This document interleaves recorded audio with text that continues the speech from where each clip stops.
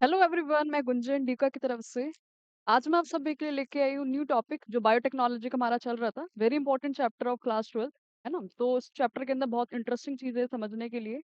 और अभी तक हमने क्या क्या चीजें डिस्कस कर ली, we are discussing about the many things about the chapter, है ना। तो हम डिस्कस कर रहे थे tools of the genetic engineering की जेनेटिक इंजीनियरिंग के अंदर कौन कौन से टूल्स का इस्तेमाल किया जाता है ना। तो कौन कौन से टूल्स हम डिस्कस कर चुके हैं। We have discuss the one tool which is the, तो हम कौन से टूल का डिस्कस कर चुके, that are the restriction enzymes, है ना। तो रिस्ट्रिक्शन एंजाइम्स क्या होती है, जो एक डीएनए को कट करने में हेल्प करती है, सो that the specific gene of interest can be extract out, ताकि स्पेसिफिक जीन ऑफ इंटरेस्ट को हम निकाल सके, है ना। तो हमें पता है ये पूरा का पूरा दिस इज द डीएनए। इस डीएनए से मुझे एक मेन डीएनए निकालना है, मेन पार्ट हमें डिजायर्ड जीन को हमें निकालना है ना। तो डिजायर्ड जीन को एक्सट्रैक्ट करने के लिए हमें क्या चाहिए होते हैं, मॉलिक्यूलर सीजर चाहिए होते हैं, which is the restriction enzymes there, है ना। तो रिस्ट्रिक्शन एंजाइम्स के थ्रू क्या करते हैं, एक मेन डीएनए में से डिजायर्ड जीन को एक्सट्रैक्ट आउट कर पाते हैं। ठीक है। और उसी रिस्ट्रिक्शन एंजाइम के थ्रू हमारा जो कौन सा था, जो हमारा प्लास्मिड वेक्टर होता है, ठीक है, ये प्लास्मिड वेक्टर का आज हम डिस्कस करेंगे डिटेल में। तो जो प्लास्मिड वेक्टर होता है उसको भी कट करने में कौन हेल्प करता है, ये रिस्ट्रिक्शन एंडोन्यूक्लियस एंजाइम ही हेल्प करती है, ताकि उसके बीच में क्या हो सके, वो स्पेस बन जाए। उस स्पेस में हम किसको लाइगेट करेंगे, किसको जोड़ेंगे, अपने डिजायर्ड जीन को, यानी कि जीन ऑफ इंटरेस्ट को। ठीक है। तो आज हम नेक्स्ट टूल इस्तेमाल कर देखने वाले, वो कौन है, हमारा वेक्टर्स, है ना। तो वो वेक्टर्स क्या कर रहा होता है, हमें पता है वेक्टर्स क्या करते हैं, that it is the vehicle of gene of interest. तो जीन ऑफ इंटरेस्ट को होस्ट ऑर्गेनिज्म के अंदर किसी दूसरे ऑर्गेनिज्म में ले जाने का काम किसका होता है, व्हीकल डीएनए का होता है, यानी कि वेक्टर्स का होता है।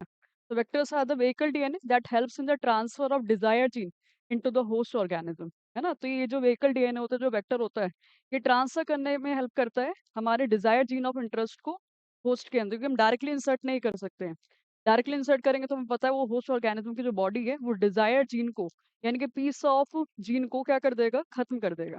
इसलिए डिजायर्ड जीन को कौन लेके जाता है, वेक्टर्स लेके जाते हैं। Vectors are the vehicle DNA, ठीक है। अब ये जो वेक्टर्स डीएनए होते हैं, वो क्या होने चाहिए, they must be self replicating. ये जो वेक्टर है, उसके अंदर प्रॉपर्टी कौन सी होनी चाहिए, they must have the property of self replicating.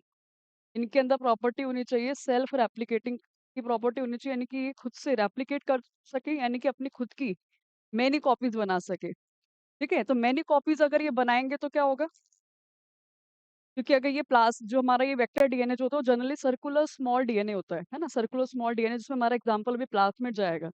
तो ये अगर सेल्फ रेप्लिकेटिंग होगा तो क्या होगा, अपनी कॉपी बनाएगा, उसके साथ साथ जिसको हमने यहाँ पे जो जीन ऑफ इंटरेस्ट को लाइगेट करा है, उसकी भी मल्टीपल कॉपीज बनाएगा, क्योंकि हमें जीन ऑफ इंटरेस्ट की मैनी कॉपी चाहिए होती ताकि उससे ज्यादा आगे प्रोडक्ट बने, प्रोटीन बने। हमें पता है biotechnology is all about the production of the products that are useful to the man, isn't it.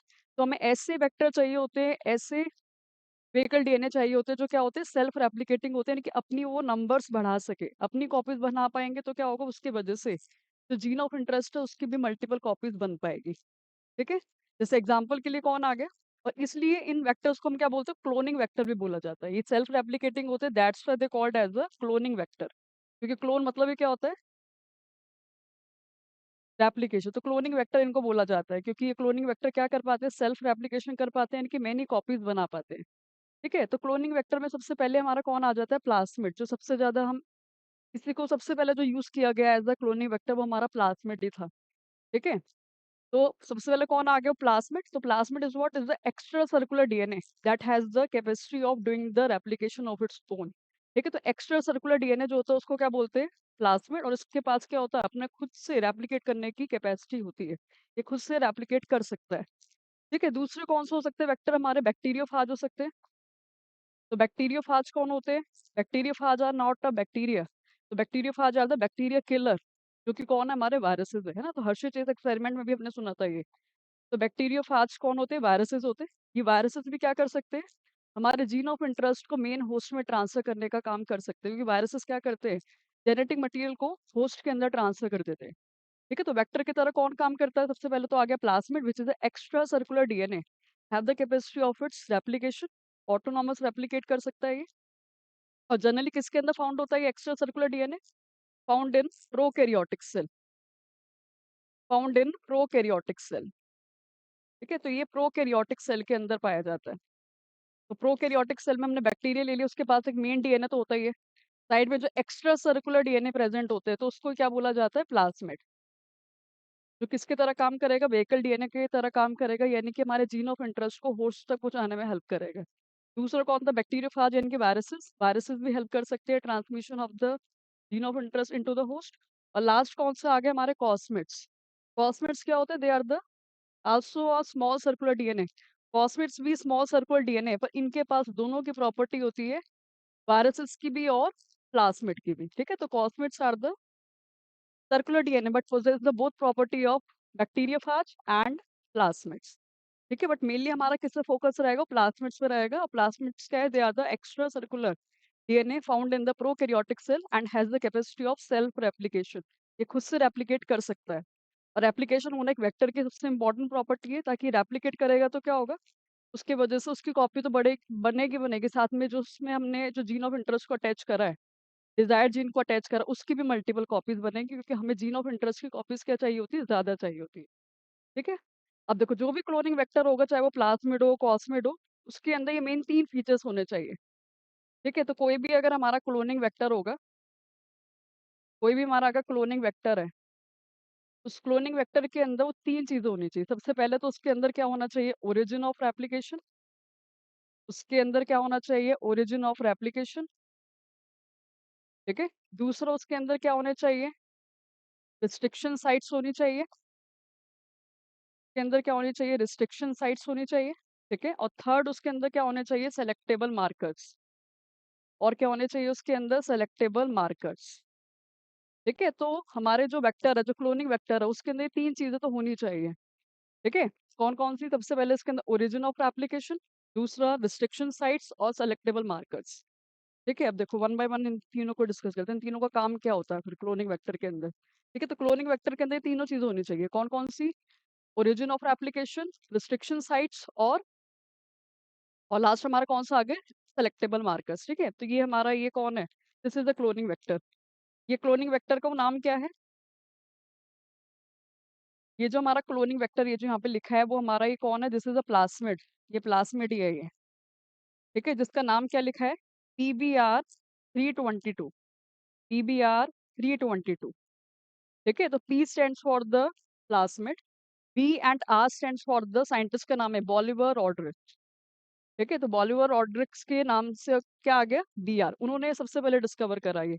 और 322 ये क्या है, ऑर्डर ऑफ सिंथेसिस को किस ऑर्डर में बनाया गया है।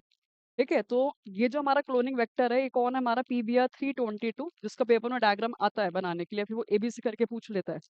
ठीक है, जैसे P कौन है, प्लाज्मिड, BR कौन है, बॉलिवर रॉड्रिक्स, और ये 322 is the order of synthesize of this. ठीक है, अब देखो इस PBR322 के अंदर, इस क्लोनिंग वेक्टर के अंदर 3 फीचर्स होने चाहिए, हमें पता है कौन कौन। सबसे पहले ओरिजिन ऑफ रेप्लिकेशन, ये रहा जो पिंक कलर का दिख रहा है हमें, ये कौन है, ओरिजिन ऑफ रेप्लिकेशन।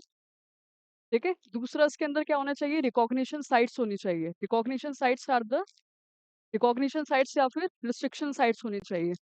ये रही, तो eco R1, dam H1, PBU second, PST1, तो ये सब क्या है, these all are the restriction sites. ये रिस्ट्रिक्शन साइट्स है ये। ठीक है, और रिस्ट्रिक्शन साइट्स पे कौन होगा, रिस्ट्रिक्शन एंड न्यूक्लियस यहाँ पर आके बाइंड करेगी और कट करने में हेल्प करेगी। ठीक है, और फिर क्या होता है थर्ड, यहाँ पे सेलेक्टेबल मार्कर्स, ये एम्पिसिलिन रेजिस्टेंट और टेट्रासाइक्लिन रेजिस्टेंट, ये दोनों कौन है, they are the selectable markers. ठीक है, अब इन तीनों को हम डिस्कस करते हैं। तो कोई भी क्लोनिंग वेक्टर हो, चाहे वो PBR322 हो या फिर कोई और हो, तो सबके अंदर 3 चीजें तो होनी ही चाहिए, origin of application, selectable markers और रिकॉग्निशन साइट्स और द रिस्ट्रिक्शन साइट्स। ठीक है, देखो सबसे पहले कौन आ गया, ओरिजिन ऑफ एप्लीकेशन। तो ओरिजिन ऑफ एप्लीकेशन को कॉमनली क्या बोला जाता है, ओरी भी बोला जाता है इसे, है ना। अब ये जो रिकॉग्निशन, ये जो ओरिजिन ऑफ एप्लीकेशन होती है, जो ओरी होती है, ये एक स्पेसिफिक सीक्वेंस होती है जहां से एप्लीकेशन स्टार्ट होता है। ठीक है, तो origin of application, it is the sequence from where the replication start, है ना। तो यहाँ से क्या होता है, रेप्लिकेशन स्टार्ट होता है, रेप्लिकेशन इज स्टार्ट। और ये हमने रेप्लिकेशन वाले प्रोसेस में भी देखा था, जब हम चैप्टर पढ़ रहे थे मॉलिक्यूलर बेसिस ऑफ इनहेरिटेंस, है ना। तो रेप्लिकेशन मतलब क्या होता है, इनकी कॉपीज बनना। तो इनकी कॉपी कहाँ से शुरू होती है, फ्रॉम ओरिजिन ऑफ रेप्लिकेशन, है ना। तो from the origin of replication, replication process start. ठीक है, अगर ओरिजिन ऑफ रेप्लिकेशन नहीं होगा तो वो अपनी मल्टीपल कॉपीज नहीं बना पाएगा। ठीक है, तो ओरी से क्या होता है, रेप्लिकेशन का प्रोसेस स्टार्ट होता है। ठीक है, जिसमें सबसे ज्यादा यूज होने वाला हमारा कौन है, वो अभी हमने डिस्कस करो, PBR322, P for the plasmid, BR for the Bolivar ऑर्ड्रिक्स, साइंटिस्ट का नाम है 322 is the order of synthesis. ठीक है।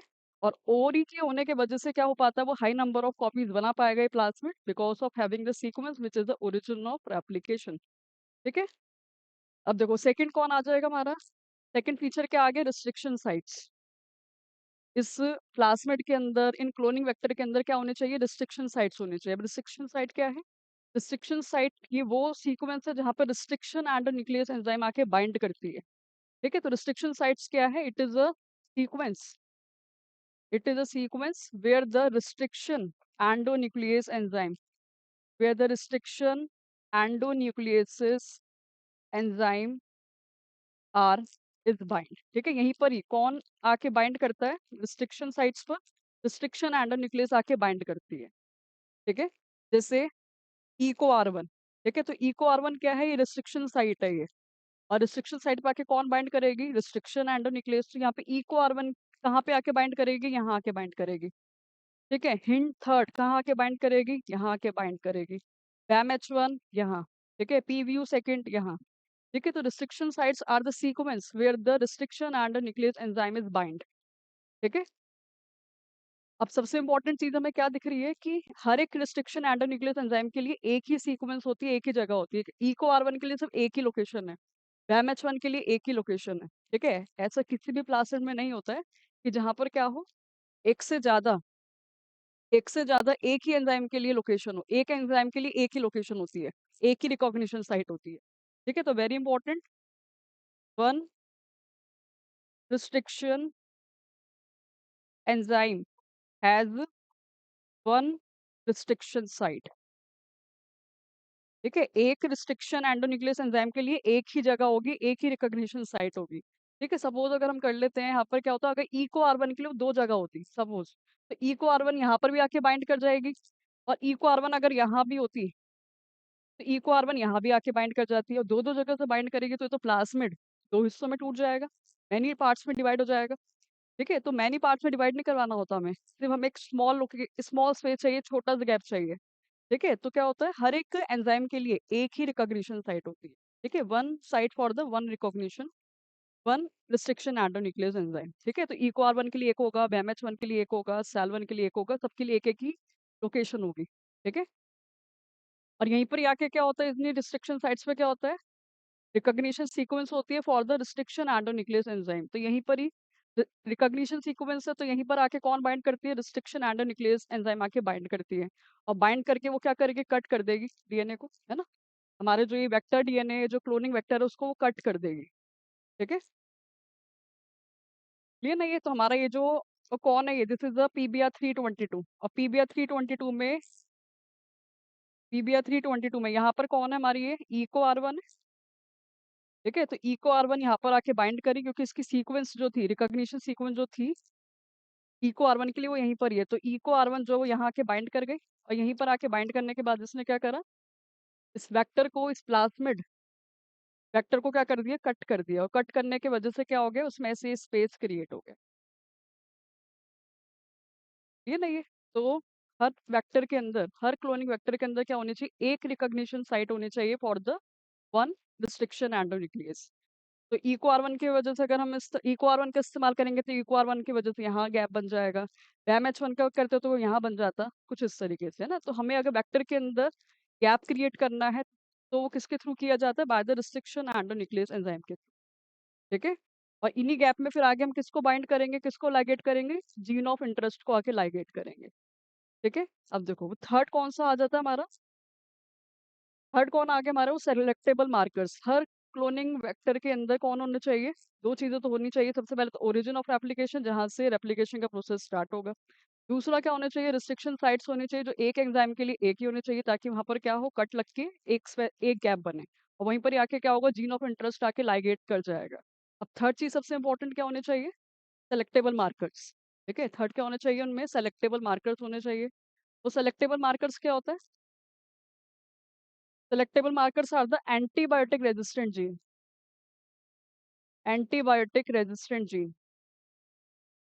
एंटीबायोटिक रेजिस्टेंट जीन को ही हम क्या बोलते हैं, सेलेक्टेबल मार्कर्स। अब एंटीबायोटिक रेजिस्टेंट जीन कहाँ पर है, ये रही। ठीक है, ये जो ऑरेंज कलर के जो बन रही है दोनों, ये तो ये वाली पहली वाली ऑरेंज वाली कौन सी है, ये एम्पिसिलिन रेजिस्टेंट है ये। This is the ampicillin resistant, ampicillin resistant gene. ठीक है, जिसको हम क्या बोल रहे हैं, AMPR, AMPR, यानी कि एम्पिसिलिन रेजिस्टेंट जीन है ये। ठीक है, उसके साथ में जो ऑरेंज वाली आ गई, ये कौन है, tetracycline, tetracycline resistant gene, tetracycline resistant gene, जिसका क्या हो गया वो TRT, TRT, हाँ TET, ऊपर ही आ गया R। ठीक है, तो एंटीबायोटिक रेजिस्टेंस जीन को क्या बोला जाता है, सेलेक्टेबल मार्कर। ठीक है, अब क्वेश्चन अभी आता है कि इन एंटीबायोटिक रेजिस्टेंट जीन को, यानी कि एम्पिसिलिन, एम्पिसिलिन रेजिस्टेंट जीन हो गई और टेट्रासाइक्लिन रेजिस्टेंट जीन जो हो गई, इनका काम क्या है। अब ये रेजिस्टेंट नाम अगर आ रहा है तो यानी कि क्या होगा, ये जो जीन है ये इन एंटीबायोटिक्स की परफॉर्मेंस को क्या करेगी, स्टॉप करेगी, रेजिस्टेंट करेगी, है ना। तो एम्पिसिलिन रेजिस्टेंट जीन क्या करेगी, एम्पिसिलिन के जो भी इफेक्ट होगा, एम्पिसिलिन के इफेक्ट को रोकेगी, एम्पिसिलिन का असर नहीं हो पाएगा फिर। ठीक है, और टेट्रासाइक्लिन रेजिस्टेंट जीन क्या करेगी, वो टेट्रासाइक्लिन एंटीबायोटिक का जो भी इफेक्ट होगा उसको रोकेगी, है ना। तो यानी कि सपोज अगर ये एक हमारी ये बैक्टीरिया, बैक्टीरिया के अंदर कौन है, PBR322 है। तो PBR322 के अंदर ये दो सेलेक्टेबल मार्कर्स है, एंड एम्पिसिलिन रेजिस्टेंट जीन और टेट्रासाइक्लिन रेजिस्टेंट जीन। तो अगर हम इस होस्ट को किस में ग्रो करवाएंगे, इस बैक्टीरिया को मैंने किस में ग्रो करवाया, एम्पिसिलिन, एम्पिसिलिन में ग्रो करवाया, तो एम्पिसिलिन में ग्रो कर जाएगा। क्यों, क्योंकि उसके अंदर क्या है, एम्पिसिलिन रेजिस्टेंट जीन है कि एम्पिसिलिन को रोकने वाली जीन है यहाँ पर। इसलिए ये बैक्टीरिया किस में ग्रो कर जाएगा, एम्पिसिलिन में ग्रो कर जाएगा। ठीक है, या फिर अगर इसको, इसी होस्ट को अगर टेट्रासाइक्लिन में हम ग्रो करवाएंगे तो टेट्रासाइक्लिन में भी ग्रो कर जाएगा, क्योंकि इसके पास टेट्रासाइक्लिन रेजिस्टेंट जीन है जो टेट्रासाइक्लिन के इफेक्ट को रोकेगी, है ना। बट अगर किसी और एंटीबायोटिक में अगर हम ग्रो करेंगे तो फिर ये बैक्टीरिया मर जाएगा, क्योंकि किसी और के लिए इसमें एंटीबायोटिक रेजिस्टेंट जीन नहीं है। तो दैट, अगर ये प्लाज्मा जिस भी बैक्टीरिया के अंदर होगा तो that bacteria, that host will grow in the ampicillin और द टेट्रासाइक्लिन एंटीबायोटिक। क्लियर ना ये। तो एंटीबायोटिक रेजिस्टेंट जीन को क्या बोला जाता है, सेलेक्टेबल मार्कर्स बोला जाता है। जो PBR322 के अंदर दो है, एम्पिसिलिन रेजिस्टेंट जीन और टेट्रासाइक्लिन रेजिस्टेंट जीन। अब इन सेलेक्ट अब इन एंटीबायोटिक रेजिस्टेंट जीन को सेलेक्टेबल मार्कर्स क्यों बोला जाता है, why it is called as a selectable markers, है ना। अब इनको क्या बोला जाता है, सेलेक्टेबल मार्कर्स बोला जाता है, बिकॉज ये जो एंटीबायोटिक रेजिस्टेंट जीन है वो हेल्प करती है इन selecting the recombinant recombinant recombinant host and non recombinant host and non recombinant host. ठीक है, तो यानी कि जो हमारा कौन है, ये जो सेलेक्टेबल मार्कर्स है, एंटीबायोटिक रेजिस्टेंट जीन के थ्रू हम डिफरेंशिएट कर सकते हैं, अलग कर सकते हैं किसको, रिकॉम्बिनेंट और नॉन रिकॉम्बिनेंट को। अब क्वेश्चन आता है रिकॉम्बिनेंट और नॉन रिकॉम्बिनेंट क्या होते हैं, और रिकॉम्बिनेंट और नॉन रिकॉम्बिनेंट की जगह एक और वर्ड भी यूज किया जाता है, ट्रांसफॉर्मेंट और नॉन ट्रांसफॉर्मेंट। ठीक है, तो सेलेक्टेबल मार्कर्स के थ्रू हम किस में डिफरेंशिएट कर सकते हैं, कि रिकॉम्बिनेंट, या फिर रिकॉम्बिनेंट के लिए एक और वर्ड क्या आ जाएगा, ट्रांसफॉर्मेंट। ठीक है, ट्रांसफॉर्मेंट। ऐसे नॉन रिकॉम्बिनेंट के लिए एक और वर्ड क्या आ जाएगा, नॉन ट्रांसफॉर्मेंट, नॉन ट्रांसफॉर्मेंट। ठीक है, तो सेलेक्टेबल मार्कर्स के थ्रू, यानी कि एंटीबायोटिक रेजिस्टेंस जीन के थ्रू हम डिफरेंशिएट कर सकते हैं कि कौन रिकॉम्बिनेंट और कौन नॉन रिकॉम्बिनेंट है, कौन ट्रांसफॉर्म्ड है और कौन नॉन ट्रांसफॉर्म्ड है। ठीक है, तो पहले हमें पता होना चाहिए ट्रांसफॉर्म्ड और नॉन ट्रांसफॉर्म्ड कौन होते हैं। ठीक है, अब देखो ट्रांसफॉर्मेशन क्या होता है, अगर किसी भी, अगर हमने होस्ट के अंदर हमने जीन को इंसर्ट करा, यानी कि अपने डिजायर जीन को इंसर्ट करा, है ना, तो ये हमारा ये होस्ट है। ठीक है, इस होस्ट के अंदर हमने वो किसको इंसर्ट करा, अपने डिजायर जीन को इंसर्ट करा, डिजायर जीन को हमने इंसर्ट करा। ठीक है, तो डिजायर जीन को हमने इसमें क्या कर दिया, इंसर्ट कर दिया। और हमें पता है डिजायर जीन को इंसर्ट करने के लिए, डिजायर जीन को जब हम इंसर्ट करते हैं तो वो किसके थ्रू करते हैं, by the vehicle DNA which is a vector. Desire gene को डायरेक्टली इंसर्ट नहीं किया जाता, हमें पता है ये। तो जो भी हमारा डिजायर्ड जीन होगा उसको हम किसके साथ लाइगेट कर देते थे, वेक्टर के साथ, यानी कि प्लास्मिड के साथ, है ना। और हमें पता है कि डिजायर्ड जीन प्लस में वेक्टर, डिजायर्ड जीन प्लस में वेक्टर, उससे बनता है क्या, हमारा रिकॉम्बिनेंट DNA बनता है। तो बनता है क्या है, रिकॉम्बिनेंट DNA। ठीक है ना, तो जब भी हम किसी जीन ऑफ इंटरेस्ट को वेक्टर की प्रेजेंस से, वेक्टर के थ्रू किसी होस्ट में डालते हैं, तो क्या होता है, तो क्या होगा, फिर ये जो होस्ट है वो, ये होस्ट क्या होगा, वो मल्टीप्लाई करेगा। ये होस्ट क्या है, वो मल्टीप्लाई करेगा अपने नंबर को, क्या करेगा, इंक्रीज करेगा। It will increase its number. ठीक है, तो जब भी अगर हम किसी होस्ट के अंदर, किसी भी माइक्रो ऑर्गेनिज्म के अंदर हमने क्या करा, रिकॉम्बिनेंट डीएनए को डाला। रिकॉम्बिनेंट डीएनए क्या होता है, जीन ऑफ इंटरेस्ट प्लस में वेक्टर। इसको जो हम इंसर्ट करते हैं, रिकॉम्बिनेंट डीएनए को इंसर्ट करते हैं, तो जब वो होस्ट ऑर्गेनिज्म मल्टीप्लाई करता है, अपने नंबर को इंक्रीज करता है, तो तीन टाइप की कॉलोनीज देखने को मिलती है, तीन टाइप की वैरायटी देखने को मिलती है। ठीक है, तो तीन टाइप की वैरायटी कौन सी होती है, तीन टाइप की वैरायटी कौन सी देखने को मिलेगी। सबसे पहली वो वैरायटी हो सकती है क्या, कि ये जो रिकॉम्बिनेंट डीएनए है वो उसके डॉटर सेल के अंदर गया ही ना। ठीक है, तो पहली कॉलोनी क्या हो सकती है, जिसके अंदर क्या है, रिकॉम्बिनेंट डीएनए है ही नहीं, नो रिकॉम्बिनेंट डीएनए। दूसरा केस क्या हो सकता है, दूसरा केस ये हो सकता है कि उसके अंदर सिर्फ और सिर्फ कौन गया है, वेक्टर गया है, प्लास्मिड गया है, बट जीन ऑफ इंटरेस्ट नहीं गया है ना। इसके अंदर सिर्फ कौन है, वेक्टर ही है, और क्या नहीं है, जीन ऑफ इंटरेस्ट नहीं है, नो जीन ऑफ इंटरेस्ट। और थर्ड केस कौन सा हो सकता है, जिसके अंदर कौन है, हमारा प्लास्मिड भी है, यानी कि वेक्टर भी है, और साथ में जीन ऑफ इंटरेस्ट भी है। तो थर्ड कॉलोनी कौन सी हो सकती है, जिसके अंदर क्या हो, रिकॉम्बिनेंट डीएनए। ठीक है, तो जब भी हम किसी होस्ट के अंदर जीन को इंसर्ट करते हैं, रिकॉम्बिनेंट डीएनए को इंसर्ट करते हैं, तो जब वो मल्टीप्लाई करता है, उसके बाद तीन टाइप की कॉलोनी देखने को मिलती है। हो सकता है उसके अंदर कुछ भी ना हो, है ना, उसके अंदर रिकॉम्बिनेंट डीएनए है ही नहीं। ठीक है, तो रिकॉम्बिनेंट डीएनए नहीं है, तो ऐसी कॉलोनी को हम क्या बोलते हैं, नॉन रिकॉम्बिनेंट। जिसके अंदर रिकॉम्बिनेंट डीएनए नहीं होता है, उसको क्या बोलते हैं, नॉन रिकॉम्बिनेंट। या फिर हम इसको क्या बोलते हैं, नॉन ट्रांसफॉर्मेंट। क्या बोलते हैं, नॉन ट्रांसफॉर्मेंट। ठीक है, तो जिसके अंदर रिकॉम्बिनेंट डीएनए नहीं होता है, उसको क्या बोलते हैं, नॉन रिकॉम्बिनेंट या फिर नॉन ट्रांसफॉर्मेंट। ठीक है, दूसरी केस में हमें कौन सा देखने को मिला, जिसके अंदर क्या है, सिर्फ वेक्टर ही वेक्टर है, जीन ऑफ इंटरेस्ट नहीं है, और लास्ट में कौन सा, जिसके अंदर रिकॉम्बिनेंट डीएनए है। और जिन भी ऑर्गेनिज्म के अंदर या फिर जिस भी होस्ट के अंदर क्या है, रिकॉम्बिनेंट डीएनए है, उसको हम क्या बोलते हैं, रिकॉम्बिनेंट।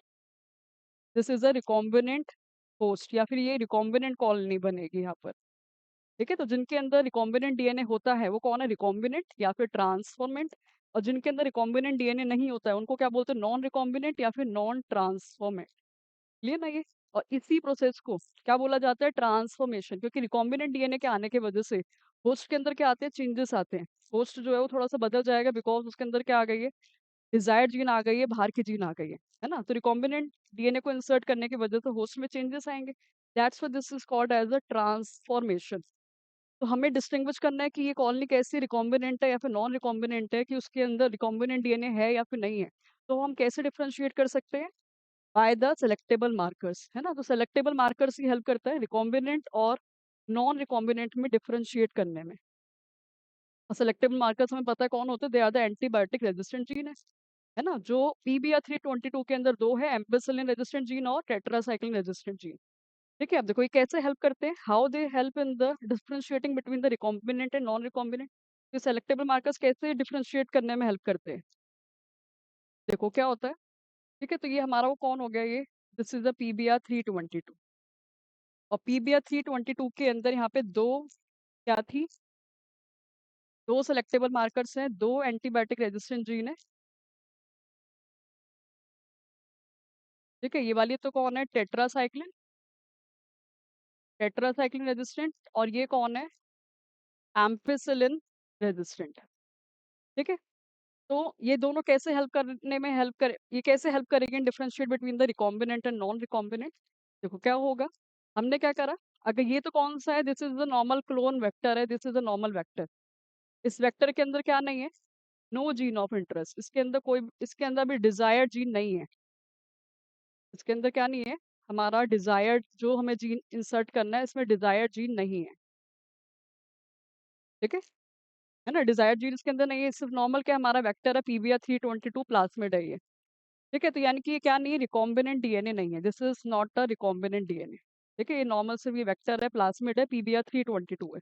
तो इसके पास एम्पिसिलिन रेजिस्टेंट जीन भी है और टेट्रासाइक्लिन रेजिस्टेंट जीन भी है। तो ये जो वेक्टर है, ये जिस भी होस्ट के अंदर होगा, ठीक है, ये इस वाले होस्ट के अंदर है, और इस होस्ट के अंदर फिर क्या है, दोनों टाइप की रेजिस्टेंट जीन है, एम्पिसिलिन भी है और टेट्रासाइक्लिन भी है।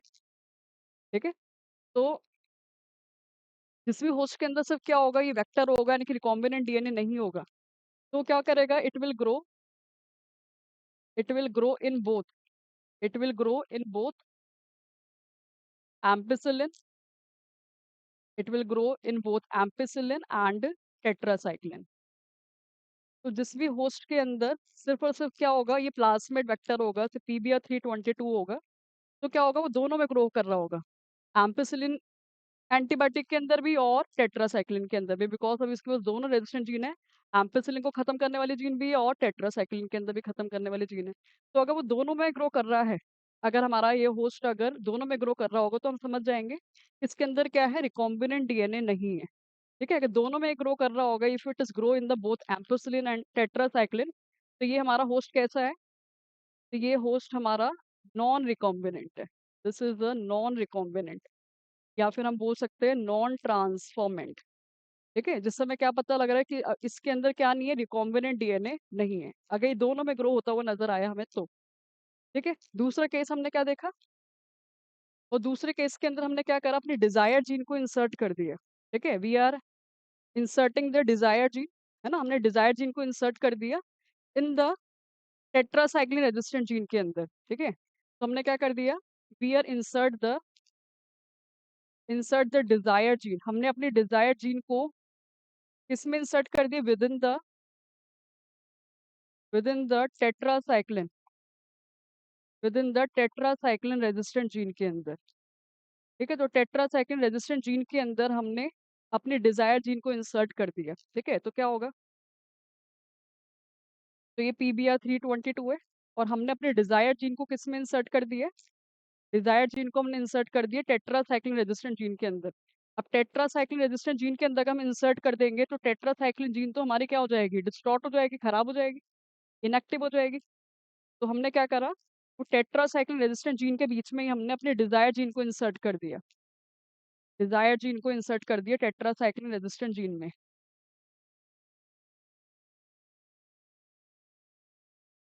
ठीक है, तो डिजायर जीन है ये, और डिजायर जीन को हमने किस में इंसर्ट कर दिया, टेट्रासाइक्लिन रेजिस्टेंट जीन में इंसर्ट कर दिया है, और टेट्रासाइक्लिन रेजिस्टेंट जीन में इंसर्ट करने की वजह से टेट्रासाइक्लिन रेजिस्टेंट जीन क्या हो गई, इनएक्टिव हो गई है। ठीक है, जिसकी वजह से हमारी जो टेट्रासाइक्लिन रेजिस्टेंट जीन जो है, टेट्रासाइक्लिन रेजिस्टेंट जीन क्या हो गई, वो इनएक्टिव हो गई है। क्या हो गई, इनएक्टिव हो गई, यानी कि अब ये जो प्लास्मिड है, ये जो अब प्लास्मिड है, अब वो टेट्रासाइक्लिन को रोकने की कैपेसिटी नहीं रखता है, क्योंकि हम जीन को ऐड करने की वजह से टेट्रासाइक्लिन जीन को क्या कर दिए, डिस्टॉर्ट कर दिए। और एम्पिसिलिन रेजिस्टेंट जीन तो सही है, क्योंकि एम्पिसिलिन रेजिस्टेंट जीन में अभी किसी को भी इंसर्ट नहीं किया गया है। ठीक है, तो हमने यहाँ पे क्या बना दी, रिकॉम्बिनेंट डीएनए बना दी, क्योंकि रिकॉम्बिनेंट डीएनए हमें पता है क्या होता है, प्लास्मिड वेक्टर और प्लस में हमारा डिजायर जीन, और डिजायर जीन को कहाँ इंसर्ट कर दिए, इन द टेट्रासाइक्लिन रीजन के अंदर। ठीक है, अब इस रिकॉम्बिनेंट डीएनए को अगर हम होस्ट में डालेंगे, ठीक है, इस रिकॉम्बिनेंट डीएनए को अगर हमने अब होस्ट में इंसर्ट करा, तो ये होस्ट है, इस होस्ट के अंदर हमने किसको इंसर्ट कर दिया, रिकॉम्बिनेंट डीएनए को इंसर्ट कर दिया। ठीक है, तो ऐसा ये जो होस्ट होगा जिसके अंदर रिकॉम्बिनेंट डीएनए है, वो सिर्फ एक में ही ग्रो करेगा, एम्पिसिलिन के अंदर ग्रो करेगा, ये टेट्रासाइक्लिन में ग्रो नहीं कर पाएगा, क्योंकि हमने डिजायर जीन को कहाँ इंसर्ट कर दिया था, टेट्रासाइक्लिन के अंदर, जिसके वजह से टेट्रासाइक्लिन रेजिस्टेंट जीन तो क्या हो गई, डिस्ट्रॉट हो गई, वो तो इनएक्टिव हो गई, तो टेट्रासाइक्लिन के इफेक्ट को रोक नहीं पाएगी, जिसकी वजह से ये होस्ट किस में मर जाएगा, ये जो बैक्टीरिया किस में खत्म हो जाएगा, टेट्रासाइक्लिन में, it will destroy and it will persist in the ampicillin. है ना, तो क्या दिख रहा है इसके अंदर, तो ये जो होस्ट है, it will grow only in only in one only in anti only in ampicillin, ये सिर्फ एम्पिसिलिन के अंदर ग्रो करेगा, टेट्रासाइक्लिन के अंदर ग्रो नहीं करेगा, it will not grow in the tetracycline. तो अगर ये सिर्फ एक ही में ग्रो कर रहा है, एम्पिसिलिन में या फिर टेट्रासाइक्लिन में, तो किसी एक में ग्रो कर रहा होता है, तो उस समय क्या पता लगता है कि इसके अंदर रिकॉम्बिनेंट डीएनए है, और रिकॉम्बिनेंट डीएनए तो ये कैसा होस्ट है, this is a recombinant host है ये। ठीक है, तो वेरी इंपॉर्टेंट ये। ठीक है, तो इससे हमें क्या पता लग रहा है, क्योंकि ये सिर्फ एक ही एंटीबायोटिक में ग्रो कर रहा है, तो ये कौन सी कॉलोनी कैसा होस्ट है, ये रिकॉम्बिनेंट होस्ट है, this is the recombinant host. और रिकॉम्बिनेंट होस्ट के अंदर क्या होता है, यानी कि रिकॉम्बिनेंट डीएनए है इसके अंदर। क्लियर ना, तो ये सेलेक्टेबल मार्कर्स के थ्रू हम ऐसे पता लगा सकते हैं कि ये जो हमारा होस्ट है, इसके अंदर रिकॉम्बिनेंट डीएनए है या फिर नहीं है। दोनों में ग्रो कर रहा होगा तो it will be a non recombinant, non transformant. अगर किसी एक ही में ग्रो कर रहा है तो it will be a recombinant, यानी कि इसके अंदर क्या है, जीन को इंसर्ट कर दिया गया है और जीन को इंसर्ट करने के वजह से एक एंटीबायोटिक रेजिस्टेंट जीन क्या हो गई, डिस्टॉर्ट हो गई है, इनएक्टिव हो गई है। क्लियर ना? तो selectable markers play a very important role in differentiating between the recombinant and non recombinant colony. दोनों में ग्रो करेगा तो it will be a non recombinant, किसी एक ही पे ग्रो कर रहा है तो it will be a recombinant. ये ना ये अब देखो यही से वो वेरी इंपॉर्टेंट पेपर में आता है यहाँ से, इंसर्शनल इनएक्टिवेशन। अब नाम से क्लियर हो रहा होगा, इंसर्शन मतलब क्या, हमने इंसर्ट करा, किसको इंसर्ट करा, डिजायर जीन को इंसर्ट करा, और डिजायर जीन को इंसर्ट करने की वजह से एक जीन क्या हो गई, इनएक्टिव हो गई, है ना? तो डिजायर जीन को इंसर्ट करने की वजह से दूसरी जीन इनएक्टिव हो गई, और इसी की वजह से हम डिफरेंशिएट कर पाते हैं रिकॉम्बिनेंट और नॉन रिकॉम्बिनेंट के बीच में। ठीक है, तो recombinant DNA is inserted with in the coding sequence of this enzyme. ठीक है, तो एनसीईआरटी ने क्या बोला है, जो हमारा डिजायर जीन है, जो हमारा डिजायर जीन है, उस डिजायर जीन को हमने किस में इंसर्ट कर दिया, in the sequence of enzyme. हमने कौन सी एंजाइम के सीक्वेंस में उसको इंसर्ट कर दिए, एंजाइम कौन सी, हमारी बीटा गैलेक्टोसाइडेज, बीटा गैलेक्टोसाइडेज। ठीक है, तो यानी कि बीटा गैलेक्टोसाइडेज की जो सीक्वेंस है, उस सीक्वेंस में हमने अपने जीन ऑफ इंटरेस्ट को इंसर्ट कर दिया। ठीक है, तो सपोज कर लिए ये हमारा ये प्लाज्मिड वेक्टर है, और यहाँ पर कौन सी सीक्वेंस है, sequence for the beta galactosidase. तो यहाँ सीक्वेंस है फॉर द बीटा गैलेक्टोसाइडेज, और यहाँ अगर हम इसको इंसर्ट कर देंगे अपने जीन ऑफ इंटरेस्ट को, तो बीटा गैलेक्टोसाइडेज वाले रीजन में अगर हमने अपने जीन ऑफ इंटरेस्ट को अगर इंसर्ट कर दिया, तो क्या होगा, अगर हमने अपने जीन ऑफ इंटरेस्ट को यानी कि डिजायर जीन को किस में इंसर्ट कर दिया, बीटा गैलेक्टोसाइडेज वाली सीक्वेंस में इंसर्ट कर दिया, तो उसके वजह से हमारी बीटा गैलेक्टोसाइडेज जो है वो नहीं बनेगी, वो इनएक्टिव हो जाएगी। देन द बीटा गैलेक्टोसाइडेज की जो सीक्वेंस है, बीटा गैलेक्टोसाइडेज की ये जो सीक्वेंस है वो क्या हो जाएगी, डिस्टॉर्ट हो जाएगी, इट विल डिस्टॉर्ट। और बीटा गैलेक्टोसाइडेज की सीक्वेंस अगर डिस्टॉर्ट हो गई तो उससे क्या होगा, नो फॉर्मेशन ऑफ एंजाइम, तो एंजाइम नहीं बनेगी। ठीक है, और एंजाइम नहीं बनेगी तो उसके वजह से वो क्या होगा, क्रोमोजेनिक इफेक्ट भी नहीं होगा, यानी कि कोई कलर भी प्रोड्यूस नहीं होगा, नो कलर। ठीक है, तो इंसर्शन इनएक्टिवेशन क्या है, by inserting the desired gene within the region of the enzyme which are responsible for the formation of the beta galactosidase, that enzyme is not formed. ठीक है, तो enzyme नहीं बनेगी बिकॉज हमने उसी reason में किसको इंसर्ट कर दिया है, अपनी डिजायर्ड जीन को इंसर्ट कर दिया है।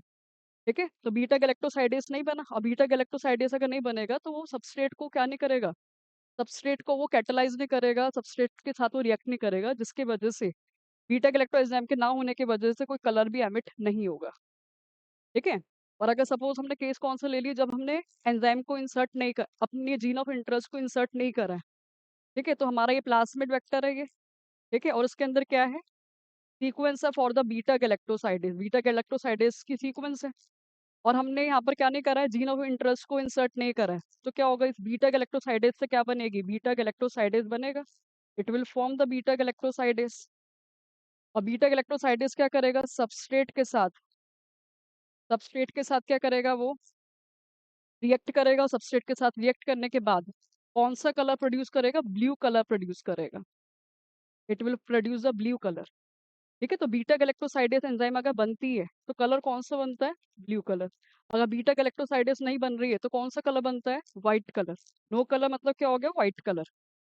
तो हम कलर के थ्रू हम बता सकते हैं कि ये कॉलोनी के अंदर, इस कॉलोनी के अंदर जो होस्ट है उसके अंदर रिकॉम्बिनेंट डीएनए है या फिर नहीं है। ठीक है, रिकॉम्बिनेंट डीएनए अगर होगा, यानी कि जीन अगर प्रेजेंट होगी in the region of beta galactosidase, तो बीटा गैलेक्टोसाइडेज नहीं बनेगा, और बीटा गैलेक्टोसाइडेज नहीं बनेगा तो व्हाइट कलर की कॉलोनी बनेगी। ठीक है, और अगर जीन नहीं इंसर्ट हुआ तो बीटा गैलेक्टोसाइडेज है, और बीटा गैलेक्टोसाइडेज होने पर क्या होगा, वो सबस्ट्रेट के साथ रिएक्ट करके ब्लू कलर बनाएगा। ये नहीं तो वाई सीइंग द कलर, तो कलर को देख के हम बता सकते हैं कि ये कॉलोनी रिकॉम्बिनेंट है या फिर नॉन रिकॉम्बिनेंट है। ठीक है, तो उसको देख के हमें क्या समझ में आ रहा है। ठीक है, जैसे ये तो हम दिख रहे हैं यहाँ पे ब्लू कलर के डॉट्स और येलो व्हाइट कलर के डॉट्स है, तो ब्लू कलर के डॉट्स तो हमें क्या बता रहा है, ब्लू कलर हमें क्या इंडिकेट कर रहा है कि यानी कि बीटा गैलेक्टोसाइडेज बनी है, बीटा गैलेक्टोसाइडेज इज फॉर्म्ड। और बीटा गैलेक्टोसाइडेज फॉर्म्ड क्यों हुई है, क्योंकि यहाँ पे कोई जीन का इंसर्शन नहीं हुआ है ना, इसलिए बीटा गैलेक्टोसाइडेज बने, और वो सबस्ट्रेट के साथ रिएक्ट करके कौन सा कलर एमिट कर रहा है, ब्लू कलर। तो ब्लू कलर वाली कॉलोनी कैसी है, हमारी नॉन रिकॉम्बिनेंट है। ब्लू कलर वाली कैसी है वो, it is a non recombinant, यानी कि इसके अंदर डिजायर्ड जीन नहीं है। तो ब्लू कलर कौन है? नॉन रिकॉम्बिनेंट है। ठीक है, और दूसरी जगह पे ये जो व्हाइट कलर आ रहा है, ये जो व्हाइट कलर की जो कॉलोनी है, ये कैसी है? रिकॉम्बिनेंट है। ये दिस इज रिकॉम्बिनेंट। ये रिकॉम्बिनेंट क्यों है? क्योंकि इसके अंदर बीटा गैलेक्टोसाइडेस जो है, जो बीटा गैलेक्टोसाइडेस है वो क्या हो गया है? डिस्टॉर्ट हो गया because of adding the desired gene, है ना। तो बीटा गैलेक्टोसाइडेस नहीं बना, जिसके वजह से कोई कलर भी प्रोड्यूस नहीं हुआ। तो व्हाइट कलर कौन है? हमारा रिकॉम्बिनेंट। और ब्लू कलर क्या है? Non recombinant. ठीक है, तो कलर को देख के हम बता सकते हैं कि इस बैक्टीरिया के अंदर रिकॉम्बिनेंट डीएनए है या फिर नहीं है। व्हाइट कलर आएगा तो यानी कि रिकॉम्बिनेंट डीएनए है इसके अंदर। और ब्लू कलर अगर आ रहा है तो ये कौन है? हमारा नॉन रिकॉम्बिनेंट, यानी कि इसके अंदर रिकॉम्बिनेंट डीएनए नहीं है। ये ना, क्योंकि हमें इतने सारी कॉलोनी के अंदर सिर्फ हमें कौन सा चाहिए? जिसके अंदर रिकॉम्बिनेंट डीएनए हो, क्योंकि रिकॉम्बिनेंट डीएनए होगा उसी के अंदर तो हमारी डिजायर्ड जीन होगी, और उसी डिजायर्ड जीन से हमारा डिजायर्ड प्रोडक्ट बनेगा। तो हमें ब्लू कॉलोनी की जरूरत नहीं, हमें सिर्फ किसकी जरूरत है? व्हाइट कॉलोनी की जरूरत है। ये ना ये।